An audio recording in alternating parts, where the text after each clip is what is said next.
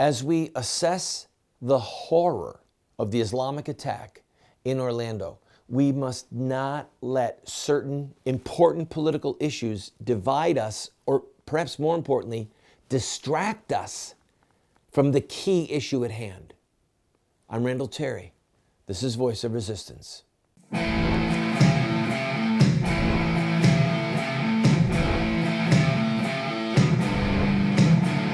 Those who forsake the law praise the wicked. Those who uphold the law resist them. Welcome to the Voice of Resistance. Here's your host, Randall Terry. Hi, friend. I beg you to watch this entire episode with an open mind and an open heart, because I'm going to talk with you about what's going on in Orlando from an angle that probably you haven't heard from anywhere else, and that I think is critical, and you be the judge if it's as critical as I believe that it is. When this horrific shooting occurred, as you know, President Obama came out and made his statement. He refused to say the word Islam or Islamic terrorism or Muslim terrorism, which in itself created a firestorm. Donald Trump jumped on that. Hillary backed up the president. Then he went on to talk about that this nightclub was a place where gay people could come and share their political views and their hopes and dreams and aspirations. Then he went on to guns, talking about the what kind of country will we be? You know, once again, we have to look at the fact that this person shot all these people, and basically saying we need to have more gun control, severe gun control, take away the Second Amendment. I was so upset when I saw what the president said, because I thought, okay, here we go. He is actually serving Islam. He's serving Islamic militants by taking us off point. It's like, never mind what you see over here. Never mind that Muhammad, the founder of Islam, said to kill homosexuals. No. Look at this shiny thing. Look at this shiny thing over here. Forget what's over here. Look at this shiny thing. Let's talk about whether or not there should be guns. And by focusing as he did, as long as he did, on the fact that this was a gay bar, and now we have the reports that this Muslim was homosexual. His ex-wife said that he had been stalking this place for some time. People there recognized him, said that at times he'd become belligerent when he was drunk. So now this is going to degenerate into a debate about homosexuality and homosexual rights and gay marriage, and it's going to degenerate into whether or not we should have guns. And friend, if you're a regular viewer of this program, you know that I speak with more intensity on these issues than most television shows in the Western world. But at this moment in time, please hear me, that's not the point. That is not the point. Well, Randall, do you believe that that guns should be controlled, that we should take away these weapons? No, I don't.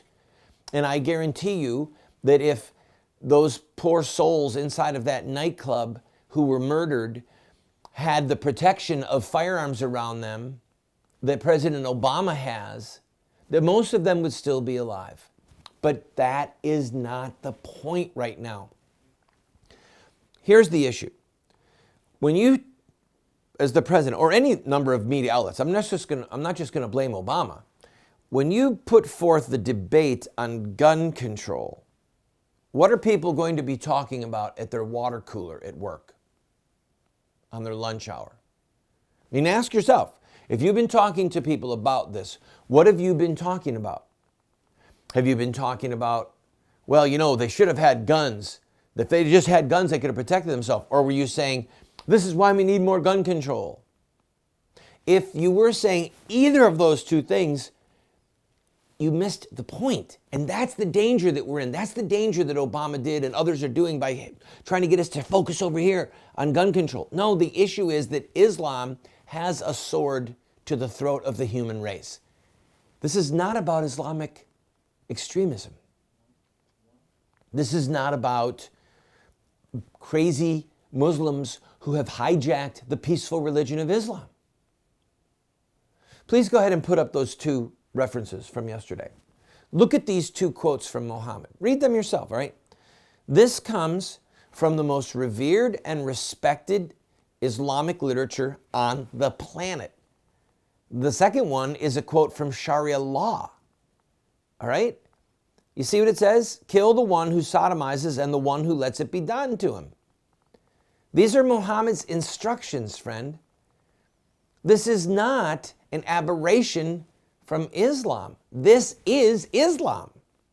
This is it. And so the order to kill homosexuals from the lips of Muhammad's mouth, all right, there's no Old Testament, New Testament thing going on here, friends. In fact, I'm going to take a break and I'll address that because there's people going, well, the Old Testament said that you should kill homosexuals. Yes, it did. I'll address that when we come back, but don't be distracted. Islam doesn't have a New Testament.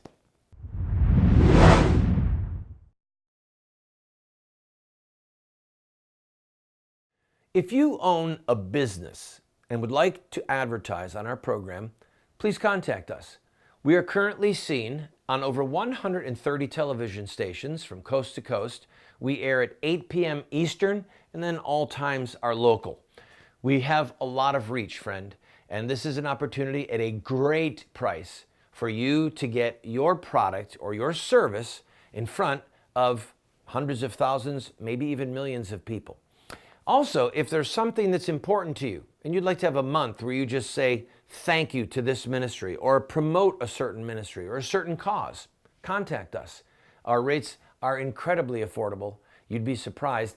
And you, again, can reach into hundreds of thousands, perhaps millions of homes. We're currently seen possibly in over 30 million homes. So give us a call, give us an email, and we'll put a commercial up for you.